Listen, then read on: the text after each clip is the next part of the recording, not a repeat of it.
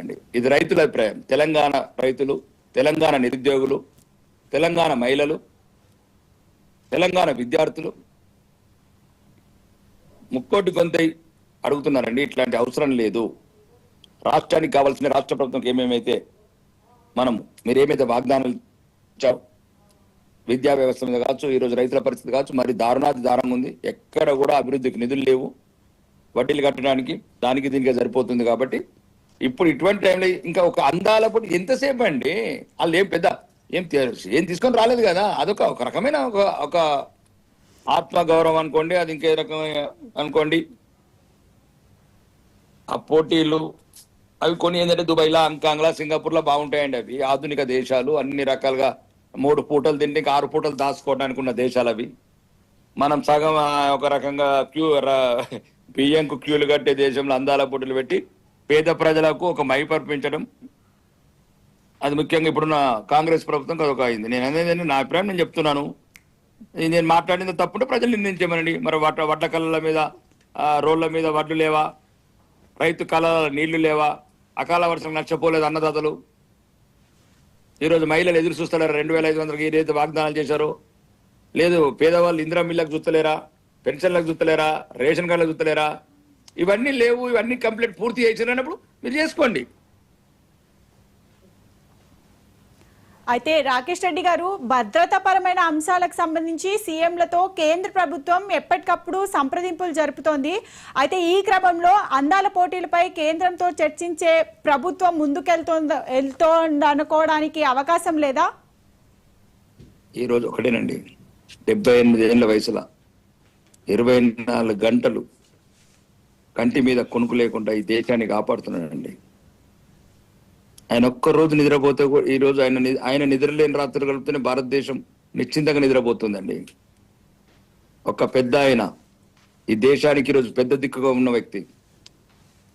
అట్లాంటి టైంలో ఇవి ఏం చర్చలండి? అందాలు ఇవన్నీ చర్చలు కాదండి. ఐపీఎల్ బీపీఎల్ అంతా నెక్స్ట్ ఫస్ట్ కంట్రీ. అవసరమైతే మహిళా అందాల పోటీలో పాల్గొన్న వాళ్ళకు ఏకపాటి నుంచి పంపించండి బార్డర్లకు. కొంతమంది వీర సైనికుల ప్రాణాలను కాపాడతాం.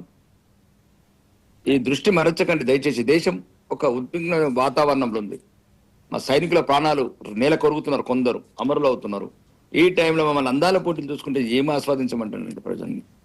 ఏదైనా వస్తే రాజకీయ నాయకులు లంచాలు వస్తుండొచ్చు, రాజకీయ నాయకులకు ఏదైనా ఫోటోలు వస్తుండొచ్చు, ఏమొస్తుందండి దాని? ఇప్పుడు ఏంటంటే ఈ టైం ఎట్లాంటి టైము?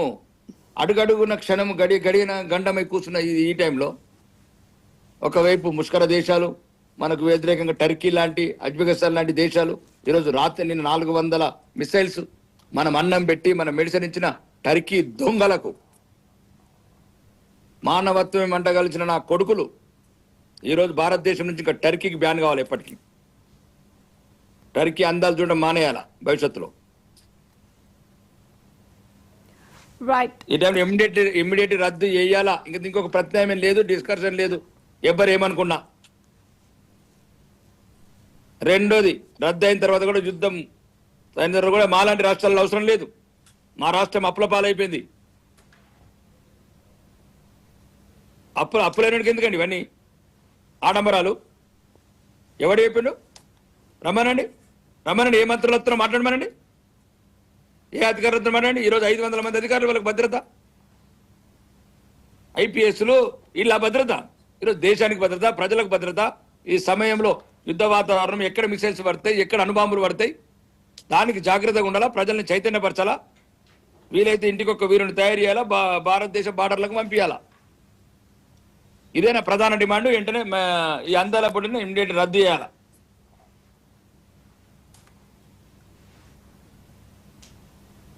అయితే లాస్ట్ గా ఒక్క క్వశ్చన్ రాకేష్ రెడ్డి గారు, అంటే ఇప్పుడు మనం ఇక్కడ చూసుకుంటే వలసదారులు అనే వాళ్ళు చాలా ఎక్కువ మంది ఉన్నారు ఇక్కడ అని చెప్తున్నారు. అయితే దీనికి సంబంధించి దీనిపైన ఎలాంటి చర్యలు తీసుకోవచ్చు అని చెప్తారు?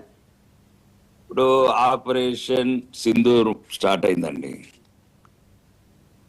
తర్వాత ఆపరేషన్ ఆరెంజ్ స్టార్ట్ అవుతుంది. దేశంలో ఉన్న వలసదారులు కాదు, ఏ రాజులైనా ప్రతి ఒక్క రాజుల్ని, వలసదారులందరినీ పంపించే బాధ్యత భారత ప్రభుత్వం తీసుకుంటుంది, భారతీయ జనతా పార్టీ తీసుకుంటుంది. నరేంద్ర మోడీ నాయకత్వంలో పనిచేస్తున్న మేము తీసుకుంటాము. ముఖ్యంగా ఈ రోజు ఈ సందర్భంగా ఈ డిబేట్ సందర్భంగా కూడా ఒక దయచేసి మీరు మాట్లాడండి. ఈ రోజు భారతీయులంతా భారత సైన్యానికి కృతజ్ఞతమై ఉండాలి. భారత సైన్యమే లేకపోతే మనం లేము. సైనికులు వాళ్ళ ప్రాణాలకు ఎదురొడ్డి ఈరోజు దేశాన్ని కాపాడుతున్నారు. వాళ్ళు ప్రాణాలకు తెగించి వీర భూమిలోకి యుద్ధ భూమిలోకి వెళ్తారు.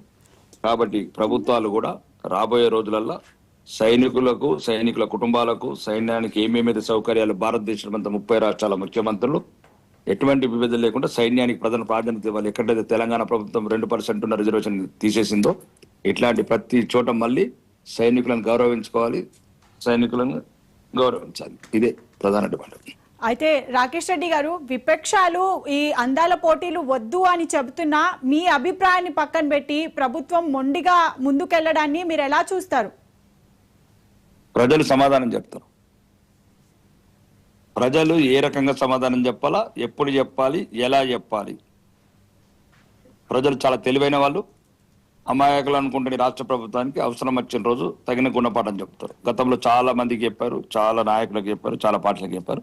ఇప్పుడు కూడా అదే పునరావృతం అవుతుంది. రైట్, థ్యాంక్ యూ అండి, మీ అమూల్యమైన అభిప్రాయాన్ని మాతో షేర్ చేసుకున్నందుకు.